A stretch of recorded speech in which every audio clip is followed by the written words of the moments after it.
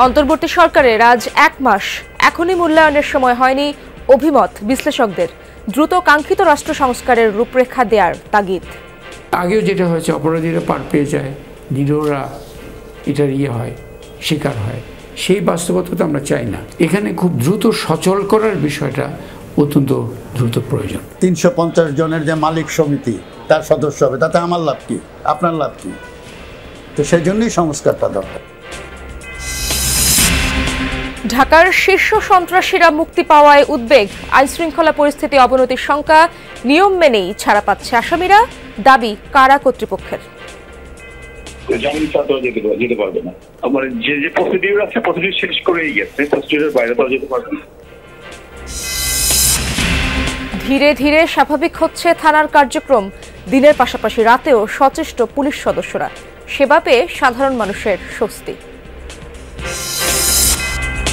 সর্বজনীন পেনশন কার্যক্রম নিয়ে অনিশ্চয়তা, নতুন উদ্যমে এগিয়ে যেতে প্রয়োজন সরকারি নির্দেশনা, পুনর্বিবেচনার পরামর্শ বিশ্লেষকদের। দরিদ্র এবং স্বল্প আয়ের জনগোষ্ঠীর কাছে এটাকে আকর্ষণীয় করে তোলা যায়, এটা নিয়ে বোধহয় আমাদেরকে পুনরায় চিন্তা করা উচিত। সরকারের দিক নির্দেশনা পেলে আমরা আবার এখানে গতি ফেরানোর চেষ্টা করব।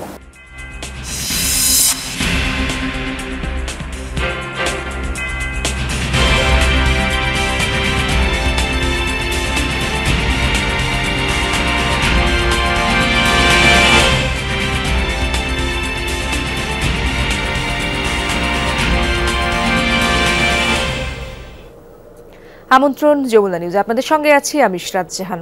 এতক্ষণ শিরোনাম দেখছিলেন। অন্তর্বর্তী সরকারের ওপর প্রত্যাশা অনেক, কিন্তু 1 মাসে প্রাপ্তি কতটুকু? বিশ্লেষকদের অভিমত, এখনই মূল্যায়নের সময় হয়নি। তারা চান দ্রুত রাষ্ট্র সংস্কারের রূপরেখা। বলছেন সাহসী সিদ্ধান্ত নিতে হবে সরকারকে, কেননা এরই মধ্যে ক্ষমতার নানা কেন্দ্র তাদের উপস্থিতি জানান দিচ্ছে। এ কারণেই অর্থনীতি ও আইন শৃঙ্খলা পরিস্থিতি নিয়ন্ত্রণে ধীর গতি রয়েছে। তারা বলছেন গণহত্যার বিচারে সুনির্দিষ্ট মামলা এবং সঠিক তদন্তের উপরে জোর দিতে হবে। আলমগীর স্বপনের রিপোর্টে বিস্তারিত। ছাত্র জনতার গণ অভ্যুত্থানের পর গঠিত অন্তর্বর্তী সরকারের 1 মাস। পাহাড় সমান প্রত্যাশা নিয়ে যাত্রা ডক্টর মোহাম্মদ ইউনূসের সরকারের। তবে দুর্নীতি, অনিয়ম ও দলীয়করণের মাধ্যমে প্রশাসন থেকে বিচার বিভাগ, অর্থনীতি থেকে শিক্ষা, সব ক্ষেত্রে যে কঙ্কাল রেখে গেছে ক্ষমতাচ্যুত আওয়ামী লীগ সরকার, তার সমাধান স্বল্প সময়ে কঠিন বলে মনে করেন বিশ্লেষকরা। আমরা সুশাসনের সম্পূর্ণ ধসে আক্রান্ত হয়েছিলাম। আমরা ক্ষমতার চূড়ান্ত অপব্যবহারের আক্রান্ত হয়েছিলাম। তো সংস্কার শব্দটা কিন্তু একমাত্রিক করলে চলবে না। রাজনৈতিক দল, রাষ্ট্রযন্ত্র এবং যারা ক্ষমতায় থাকবেন তাদের ক্ষমতার কিভাবে ব্যবহার করছেন সেটারও সংস্কার দরকার। আমরা যে ধরনের রাজনীতিতে অভ্যস্ত, এই জন্যই 3 মাস, 6 মাস, 5 বছর, 10 বছর কথাগুলো আছে। আর কিছু কিছু লোক তো পাগল হয়ে গেছে ক্ষমতায় যাওয়ার জন্য, তারা তো এগুলো বলবেই। রামের বদলে রহিম সংসদ ভবনে যাবে। এই যে 350 জনের যে মালিক সমিতি তার সদস্য হবে, তাতে আমার লাভ কি, আপনার লাভ কি? তো সেই জন্যই সংস্কারটা দরকার। তবে কাঙ্ক্ষিত সংস্কারের রোডম্যাপ দ্রুতই নির্ধারণ করা জরুরি বলে মত রাজনৈতিক বিশ্লেষকদের, কেননা এরই মধ্যে নানা পক্ষ নিজেদের ক্ষমতাবান মনে করে সুযোগ নিতে শুরু করেছে। অনেকগুলো পাওয়ার সেন্টার, তো এখানে ধরেন আমলাতন্ত্র একটা পাওয়ার সেন্টার, কিছু রাজনৈতিক দল আছে এরা পাওয়ার সেন্টার, ছাত্ররা একটা পাওয়ার সেন্টার, সেনাবাহিনী একটা পাওয়ার সেন্টার, এখানে কিছু বিদেশিও ইনভলভ আছে বলে আমরা শুনি। তো সুতরাং সিচুয়েশনটা ভোলাটাইল। বিভিন্ন জন অ্যাক্টিভ আছে, প্রত্যেকের প্রয়োজনগুলো মেটাবারও প্রয়োজন আছে, কিন্তু সেগুলো সুষ্ঠুভাবে একটা সার্বিক ব্যবস্থা তো তৈরি করতে হবে। মানে এমন নয় যে প্রতিযোগিতামূলক ক্ষমতা কেন্দ্র অনেকগুলো হলো, এটা তো এক ধরনের বিশৃঙ্খলার দিক হয়। অর্থনীতির শ্বেতপত্র প্রকাশে এরই মধ্যে কমিটি গঠন করেছে সরকার। তবে বাজার নিয়ন্ত্রণ সহ অর্থনীতিতে আস্থা ফেরাতে দ্রুত কার্যকর পদক্ষেপ নেওয়ার তাগিদ সাবেক তত্ত্বাবধায়ক সরকারের উপদেষ্টা হোসেন জিল্লুরের। গুরুত্ব দিয়েছেন আইন শৃঙ্খলা পরিস্থিতি জোরদারের ওপরও। এই মুহূর্তে মানুষের প্রাত্যহিক প্রয়োজনগুলো কিন্তু মেটাতে হবে। অর্থনৈতিক ব্যবস্থাপনা যেটা, সেটা শুধু ব্যাংকিং সেক্টর রিফর্ম করলাম শুধু তা না, সংস্কার হবে তারপর সচল হবে এভাবে চিন্তা করলে হবে না। মাঠ প্রশাসন বলি, পুলিশ প্রশাসন বলি, এখানে খুব দ্রুত সচল করার বিষয়টা অত্যন্ত দ্রুত প্রয়োজন। হোসেন জিল্লুর বলছেন, গণহত্যা, গুম, খুন, দুর্নীতির সুনির্দিষ্ট অভিযোগের দ্রুত তদন্ত ও বিচার নিশ্চিত করে দৃষ্টান্ত স্থাপন করতে হবে। ঢালাও মামলা যেন এসব কার্যক্রমকে প্রশ্নবিদ্ধ না করে। ওই আগেও যেটা হয়েছে, অপরাধীরা পার পেয়ে যায়, নিরীহরা এটার হয়, শিকার হয়। সেই বাস্তবতা তো আমরা চাই না। সুষ্ঠু সাক্ষ্য প্রমাণ সংগ্রহের বিষয় আছে এবং সেখানে সেগুলো আবার সঠিকভাবে প্রক্রিয়াটাও চালানোর বিষয় আছে। বিশ্ব তো আমাদেরকেও দেখছে। আক্রোশ ও বিভাজনের রাজনীতি থেকে দূরে থাকার পরামর্শ বিশ্লেষকদের। এক্ষেত্রে রাজনৈতিক দলগুলোকে আরও সহনশীল হয়ে অন্তর্বর্তী সরকারকে সহযোগিতার অনুরোধ তাদের। আলমগীর স্বপন, যমুনা নিউজ, ঢাকা। একে একে মুক্তি পাচ্ছেন ঢাকার শীর্ষ সন্ত্রাসীরা। এরই মধ্যে 6 জন জামিনে মুক্তি পেয়েছেন, যাদের বিরুদ্ধে হত্যাসহ ডজনেরও বেশি মামলা রয়েছে। এতে উদ্বিগ্ন অপরাধ বিশ্লেষকরা। বলছেন, পরিবর্তিত পরিস্থিতিতে সন্ত্রাসীরা ছাড়া পাওয়ায় অপরাধ বাড়বে, অবনতি হতে পারে আইন শৃঙ্খলার ব্যবস্থার। অবশ্য কারা কর্তৃপক্ষের দাবি, নিয়ম মেনেই ছাড়া পাচ্ছে আসামিরা। 2001 সালের ডিসেম্বরে 23 শীর্ষ সন্ত্রাসীর তালিকা করে সে সময়কার সরকার। তালিকার একজন আব্বাস উদ্দিন ওরফে কিলার আব্বাস। গেল 13 আগস্ট কাশিমপুর হাই সিকিউরিটি কারাগার থেকে মুক্তি পান অর্ধ ডজন হত্যা মামলার এই আসামি। এর 2 দিন আগে ছাড়া পেয়েছেন চট্টগ্রামের শীর্ষ সন্ত্রাসী 36 মামলার আসামি নাসির উদ্দিন ওরফে শিবির নাসির। চলতি মাসের শুরুর দিকে কাশিমপুর কারাগার থেকে মুক্তি পেয়েছেন 9টি হত্যা সহ অন্তত 22 মামলার আসামি আসলাম হোসেন ওরফে সুইডেন আসলাম। এর আগে একে একে জামিনে বেরিয়ে আসেন ঢাকার শীর্ষ সন্ত্রাসী সানজিদুল ইমন, নাইম আহমেদ টিটন, ফ্রিডম রাসু, পিচ্চি হেলালের মতো সন্ত্রাসীরা। জামিন নিয়ে লাপাত্তা কয়েকজন, যাদের বেশিরভাগের নামে ঝুলছে ইন্টারপোলের রেড নোটিশ। কারা কর্তৃপক্ষ বলছে, সব ধরনের আইনি প্রক্রিয়ার পরেই কারামুক্ত হচ্ছে এসব আসামি। কোর্টে জামিন গেছে, জামিন ছাড়া যেতে পারবে না। মানে যে প্রসিডিউর আছে, প্রসিডিউর শেষ করেই গেছে, প্রসিডিউরের বাইরে তো যেতে পারবে না। রাজনৈতিক পট পরিবর্তনের পর অনেকটাই নিষ্ক্রিয় পুলিশ সহ বিভিন্ন আইন শৃঙ্খলা রক্ষাকারী সংস্থাগুলো। দাগী সন্ত্রাসীদের এভাবে জামিনে মুক্তি পরিস্থিতি জটিল করে তুলতে পারে মনে করেন অপরাধী বিশ্লেষকরা। আমরা কিন্তু অনেকগুলো ঘটনা জানি যে আপনার উচ্চ আদালত থেকে হত্যা মামলার আসামি তারা কিন্তু জামিনে বেরিয়ে এসে আবার হত্যা করেছে। হ্যাঁ, এটা সিম্পল যারা হত্যা মামলার আসামি তাদের ক্ষেত্রে। আর শীর্ষ সন্ত্রাসী যারা, তারা তো শুধুমাত্র হত্যা না, তারা নানা রকম অপরাধ সিন্ডিকেট সেটার সাথে জড়িত, চাঁদাবাজির সাথে জড়িত, তারপরে আপনার নানা রকম সন্ত্রাসী কর্মকাণ্ডের সাথে জড়িত। তো তাতে করে তো আপনার মানে দেশের যে সামগ্রিক আইন শৃঙ্খলা পরিস্থিতি, সেটাই অবনতির একটা আশঙ্কা আমরা দেখতে পাই। শীর্ষ সন্ত্রাসীদের জামিনের বিষয়ে রাষ্ট্রপক্ষেরও দায় আছে বলে মনে করেন আইনের এই অধ্যাপক। রাজনৈতিক যে সমস্ত মামলা হয়েছে সে সমস্ত জায়গায় আপনি দেখেন যে পিপিরা কত শক্তভাবে সেটাকে আপনার বিরোধিতা করেন। তো সেই বিরোধিতা তো আমরা দেখতে চাই যারা সন্ত্রাসী, যারা জঙ্গি, যারা সমাজের জন্য মানে আতঙ্ক এবং উৎকণ্ঠা তৈরি করে এবং যারা আইন শৃঙ্খলা পরিস্থিতির অবনতি ঘটায়, তাদের ক্ষেত্রেই তো ক্রিমিনাল জাস্টিস সিস্টেমের সব ধরনের যে সুরক্ষা, কিংবা আপনার পুলিশ এবং পিপি মানে যারা পাবলিক প্রসিকিউটর, তাদের প্রধান দায়িত্ব হচ্ছে যে যারা অপরাধ করবে তাদের সেই অপরাধকে প্রমাণ করে তাদেরকে বিচারের আওতায় এনে শাস্তি নিশ্চিত করা। তবে এই বিষয়টি নিয়ে কথা বলতে বেশ কয়েকবার যোগাযোগের পরও পুলিশ র্যাবের ঊর্ধ্বতন কাউকে পাওয়া যায়নি।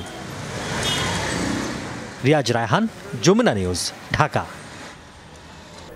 গণ অভ্যুত্থান পরবর্তী সময়ে ধীরে ধীরে স্বাভাবিক হতে শুরু করেছে থানার কার্যক্রম। শুধু দিনে নয়, আগের মতো নিয়মিত কার্যক্রম চলছে রাতেও। অভিযোগ নেওয়া থেকে শুরু করে টহল দেয়া, সব মিলিয়ে কার্যক্রম স্বাভাবিক রাখতে সচেষ্ট পুলিশ বাহিনীর সদস্যরা। সাধারণ মানুষ বলছেন, থানায় সেবা পেতে এখন আর কোনো সমস্যা হচ্ছে না।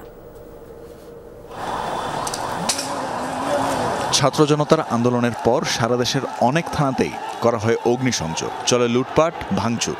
অনেক জায়গায় প্রায় বন্ধ হয়ে যায় থানার কার্যক্রম। তবে ধীরে ধীরে বদলাতে শুরু করেছে পরিস্থিতি। সেবা নিতে আবারও থানামুখো হচ্ছেন সাধারণ মানুষ।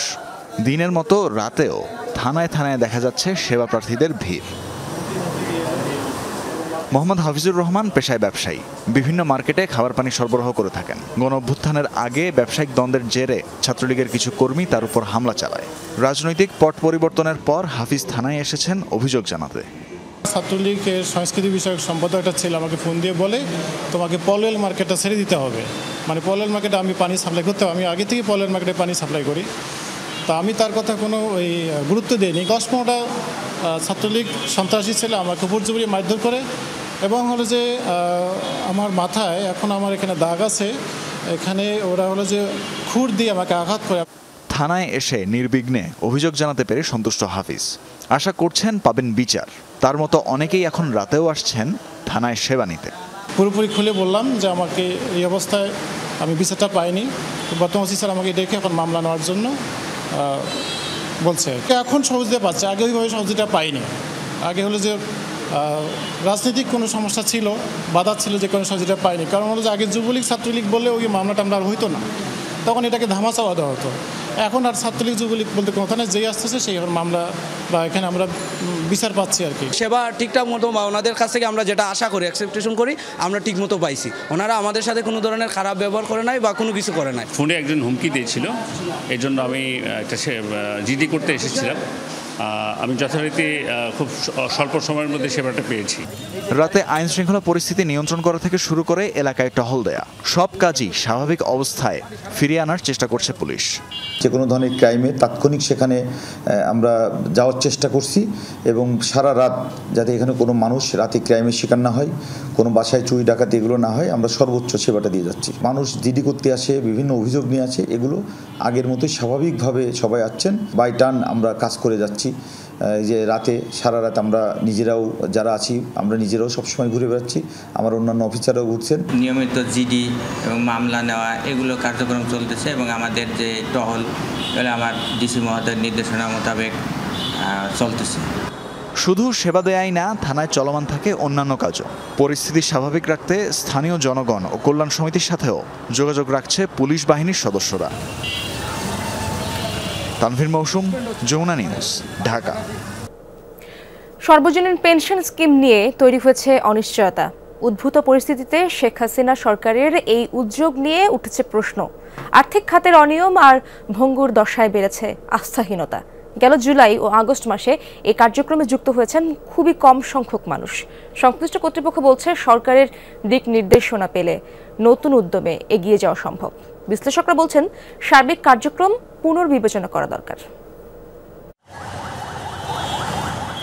দেশের সকল শ্রেণীর মানুষদের পেনশন কার্যক্রমে নিয়ে আসতে সর্বজনীন পেনশন ব্যবস্থা চালু করে শেখ হাসিনা সরকার। 2023 সালে 4টি স্কিম নিয়ে শুরু হয় কার্যক্রম।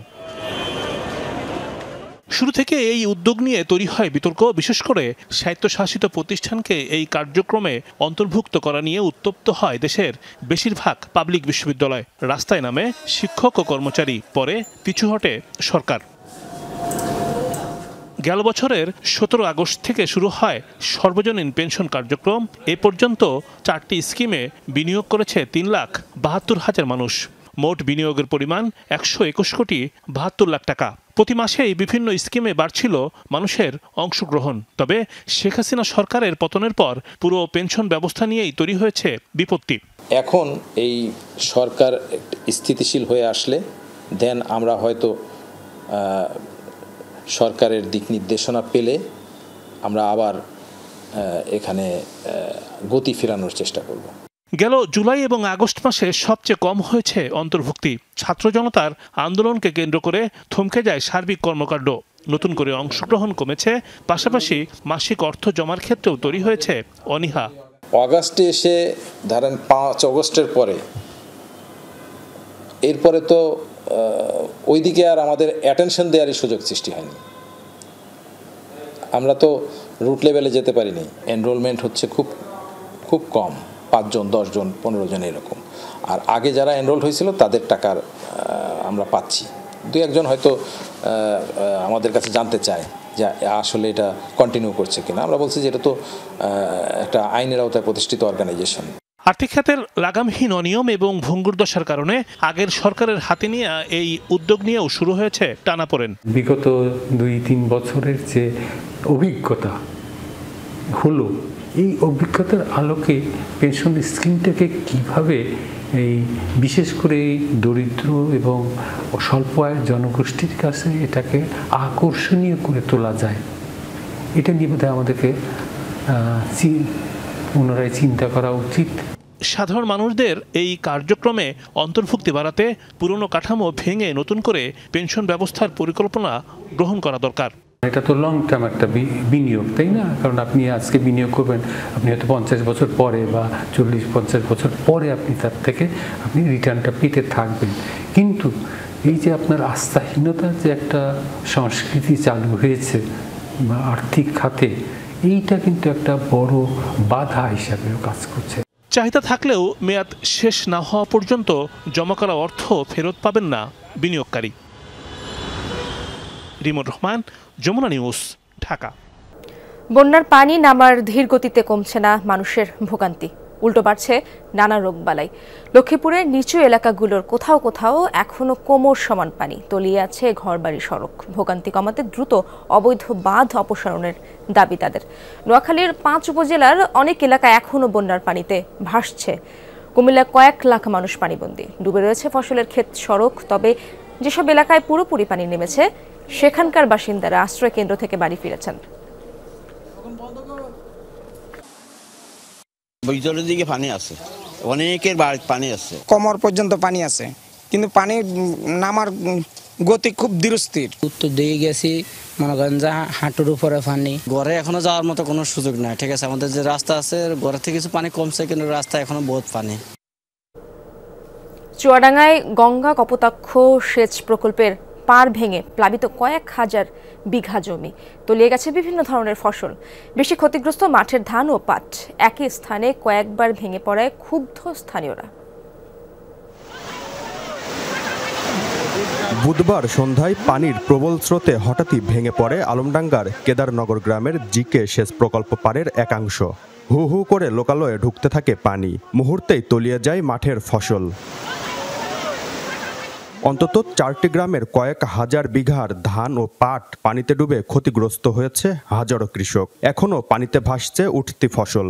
হঠাৎ পানি এসে ধরেন পাট ধান একবারে প্রচুর ক্ষয়ক্ষতি হয়েছে। ধান আছে, ধানের ক্ষতি হয়েছে, পাটের ক্ষতি হয়েছে। আর আমরা তো এই পানির আশাই আমরা ধান করি, সেই ধানটা আমাদের এখন আর হবে না। পার ভেঙে 2 দিন পেরিয়ে গেলেও এখনো শুরু হয়নি মেরামত কাজ। একই স্থানে বারবার পার ধসে পড়ার বিষয়ে ক্ষুব্ধ স্থানীয়রা। এর জন্য টেকসই বাঁধ নির্মাণের দাবি তাদের। এখানে অনেকগুলা জাগ ছিল, পাটের জাগ ছিল, জাগগুলো একবারে নিয়ে চলে গেল। আর এর আগেও 3 বার ভাঙছে, এই একই ঘটনা। যেভাবে বান্ধা হয় প্রতি বছরই প্রায় 2-1 বছর পর পরই ভাঙে।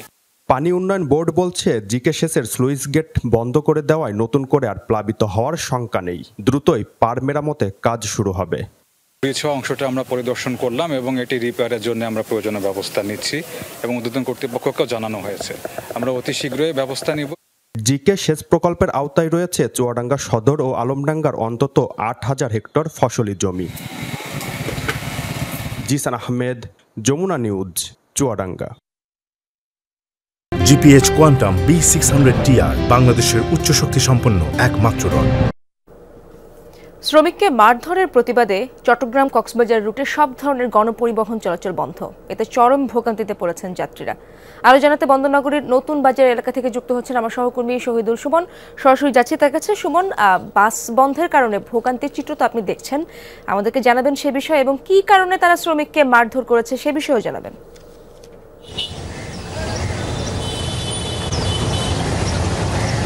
ইশরাত, এখানে আসলে বিভিন্ন ধরনের কথা হচ্ছে, কেন আসলে মারধর করা হয়েছে। যেহেতু আপনি জানেন যে সরকার পরিবর্তন হয়েছে, আওয়ামী লীগ সরকারের পতন হয়েছে। এখন যেহেতু আগে আওয়ামী লীগ নেতারা, শ্রমিক নেতারা আসলে এই যে সড়কের বিভিন্ন লাইনের যে গাড়ি সেটি আসলে তারা দেখাশোনা করতেন, এবং যেহেতু এখন সরকার আওয়ামী লীগের যারা নেতাকর্মীরা তারা গা ঢাকা দিয়েছে, এখন অন্য রাজনৈতিক আসলে যারা রয়েছেন, অন্য রাজনৈতিক দলের নেতারা তারা আসলে এই জায়গাটিতে আসলে তারা হস্তক্ষেপ করছে। ফলে আগের যারা রয়েছেন তাদের সাথে এখন দ্বন্দ্বের কারণে এই ঘটনা ঘটতে পারে। আবার কেউ কেউ বলছে যে আসলে একটি লাইনের গাড়ি, ছোট ছোট যারা যানবাহন চালান তাদেরকে আসলে প্রতিহত করতে গিয়ে বাস মালিকরা আসলে মারধরের শিকার করছে। এটি আসলে এখনো পর্যন্ত সুস্পষ্ট আসলে কোনো তথ্য আমরা পাইনি বাস মালিক শ্রমিকদের থেকে। কিন্তু সকাল থেকে আমরা দেখছি যে হাজারো মানুষ যারা শাহ আমানত সেতু পার হয়ে চট্টগ্রাম আসছেন, দক্ষিণ চট্টগ্রাম থেকে যারা শহরে চাকরি করেন বা নানা কারণে যারা শহরমুখী হচ্ছেন, তারা আসলে ভোগান্তিতে পড়ছে। আপনি দেখছেন অসংখ্য হাজার হাজার হাজার মানুষ কিন্তু আসলে শাহ আমানত সেতু পেরিয়ে প্রায় কয়েক কিলোমিটার সড়ক কিন্তু তারা পায়ে মারিয়ে তারা চট্টগ্রাম শহরে প্রবেশ করছেন এবং তারা আসলে বলছে ছোট ছোট যানবাহন যেগুলো চলাচল করছে সেখানে আসলে অতিরিক্ত ভাড়া দিয়েও তারা আসতে পারছেন না, অর্থাৎ যেখানে 10 থেকে 15 টাকার ভাড়া সেখানে 100 টাকা পর্যন্ত ভাড়া নেয়ার অভিযোগ করছেন যাত্রীরা। সব মিলিয়ে এই যে ভোগান্তি সেটি আসলে পূর্ব ঘোষিত না থাকায় সাধারণ মানুষের ভোগান্তি সবচেয়ে বেড়েছে এবং তারা বলছে যে সাধারণ মানুষকে জিম্মি করে কোনো আন্দোলন হতে পারে না, যদি কোনো আন্দোলন থাকে সেক্ষেত্রে প্রশাসন রয়েছে তাদের সাথে আলোচনা করে এই যে দুর্ভোগ সেটি আসলে লাঘব করার কথা তারা বলছেন। বুঝতে পেরেছি, ধন্যবাদ আপনাকে সুমন।